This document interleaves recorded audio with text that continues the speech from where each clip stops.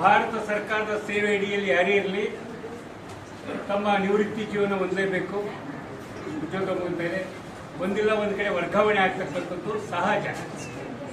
ಆದರೆ ನಮ್ಮ ಮೈಥಿಲಿ ಮೇಡಮ್ನವರು ಕಳೆದ 8-10 ವರ್ಷಗಳಿಂದ ನಮಗೆ ಪರಿಚಯ. ನಾನು ಟಿಕೆಟ್ ತೆಗೆಯಕ್ಕೆ ಬಂದಿರತಕ್ಕಂಥವ್ನು ಅಷ್ಟೇ, ಅವರು ಟಿಕೆಟ್ ಕೌಂಟರಲ್ಲಿ ಟಿಕೆಟ್ ಕೊಡ್ತಕ್ಕಂಥದ್ದಷ್ಟೇ.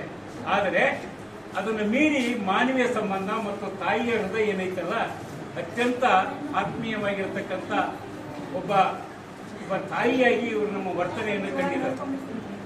ನಾವು ವಾರಕ್ಕೆ 15 ದಿನಕ್ಕೊಂದ್ಸರಿ ಟಿಕೆಟ್ ತೆಗೆಯಕ್ಕೆ ಬಂದಾಗ ಅವರ ಸಂಪರ್ಕ ಆಗಿರೋದು.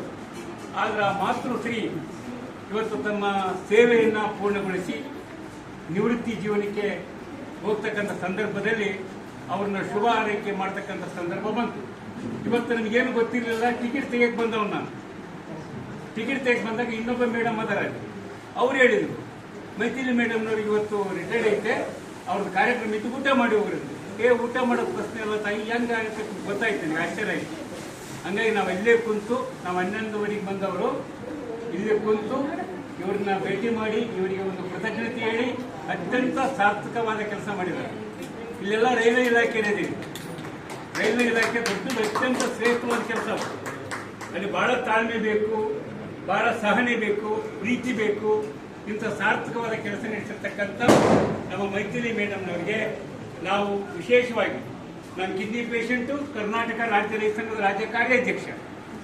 ಇಡೀ ಕರ್ನಾಟಕದ ಮೂಲೆಯಲ್ಲಿ ರೈತರ ಪರವಾಗಿ ಕೆಲಸ ಮಾಡ್ತೀವಿ. ಅದರ ಜೊತೆಗೆ ಕಿಡ್ನಿ ಕ್ಷೇಮಾಭಿವೃದ್ಧಿ ಸಂಸ್ಥೆ ಮಾಡಿದ್ದೀನಿ. 43 ಜನರಿಗೆ ಅವರ ಫ್ಯಾಮಿಲಿ ಒಳಗೆ ಯಾರಿಗೆ ಕಿಡ್ನಿ ಕೊಡೋಕ್ಕಾಗಲ್ಲ, ಕೆಡೆವರ್ ಸಿಸ್ಟಮ್ ಐತಿ, ಆ ಥರದ್ದು ಕಿಡ್ನಿ ಹಾಕ್ಸಿದ್ದೀನಿ. ಜೊತೆಗೆ 73 ಜನರಿಗೆ ಕನ್ವಿನ್ಸ್ ಮಾಡಿ ಕೌನ್ಸಿಲಿಂಗ್ ಮಾಡಿ ಕಿಡ್ನಿ ಹಾಕ್ಸಿದ್ದೀನಿ. ಅದರಲ್ಲಿ 73 ಜನರಲ್ಲಿ ನಿಮ್ಮ ಗಮನಕ್ಕಿರುವ ತಾಯಿ ಅತಿ ಹೆಚ್ಚು ಕಿಡ್ನಿ ಕೊಟ್ಟಾರೆ ಯಾರು ಗೊತ್ತಾ? ಅವ್ರ ಫ್ಯಾಮಿಲಿ ಒಳಗ 73 ಜನ ಲಿಸ್ಟ್ ಐತೆ ನನ್ನ ಹತ್ರ. ಅದರಲ್ಲಿ 68 ಜನ ಕೊಟ್ಟವರು ನಮ್ಮ ತಾಯಿ ಅಂದ್ರೆ ಮಹಿಳೆಯರು. ಅದು ಹೆಂಡತಿ ಆಗಿರ್ಬೋದು, ಅಕ್ಕ ಆಗಿರ್ಬೋದು, ತಾಯಿ ಆಗಿರ್ಬೋದು, ತಂಗಿ ಆಗಿರ್ಬೋದು. ಆದ್ರೆ ಗಂಡಸರು ಕೊಟ್ಟಿರೋದು ಕೇವಲ ಬೆರಳೆಣಿಕೆ 3-4 ಜನ ಮಾತ್ರ. ಅಂದ್ರೆ 2 ಕಿಡ್ನಿ ಇದ್ರೆ 1 ಕಿಡ್ನಿ ಕೊಟ್ಬಿಡ್ಬೋದು. ಆದ್ರೆ ಕಿಡ್ನಿ ಕೊಡ್ಲಿಕ್ಕೆ ಆತ್ಮಸ್ಥೈರ್ಯ, ಒಂದ್ಸರಿ ಆಡಿದ್ರೆ ಇನ್ನೊಂದ್ಸರಿ ಹಿಡಿಯೋದೈತಲ್ಲ ಮಕ್ಕಳನ್ನ, ಅದು ತಾಯಿಯಿಂದ ಮಾತ್ರ ಸಾಧ್ಯ.